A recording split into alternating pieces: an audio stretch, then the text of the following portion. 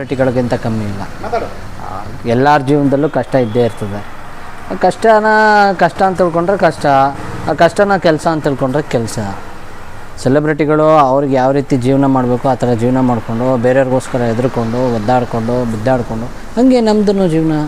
ನಾವು ಬೇರೆಯವ್ರಿಗೋಸ್ಕರ ಹೆದರ್ಕೊಂಡು ಒದ್ದಾಡಿಕೊಂಡು EMIಗಳಿಗೆ ಹೆದರ್ಕೊಂಡು, ಮನೆಗಳಿಗೆ ಹೆದರ್ಕೊಂಡು, ರೆಸ್ಪಾನ್ಸಿಬಿಲಿಗಳಿಗೆ ಹೆದರ್ಕೊಂಡು, ಸೋಷಿಯಲಿ ಇರೋಕ್ಕಾಗ್ದೇ ಸೊಸೈಟಿಗೆ ಹೆದರ್ಕೊಂಡು ನಮಸ್ಕಾರ ಮಾಡ್ಬೋದು. ಎದುರುಗಡೆ ಇರೋರು ನಮಸ್ಕಾರ ಅಂದ ತಕ್ಷಣ ನಮಸ್ಕಾರ ಅಂತಂತಂದ್ರೆ ಫ್ರೆಂಡ್ಶಿಪ್ ಬೆಳೆಯುತ್ತೆ.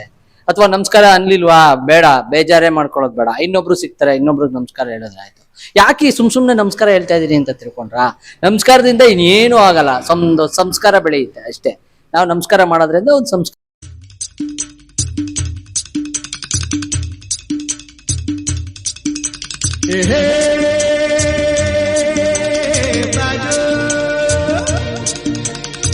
ಲಾರ ಟಕ ಟಕ ಟಕ, ಲಾರ ಟಕ ಟಕ ಟಕ.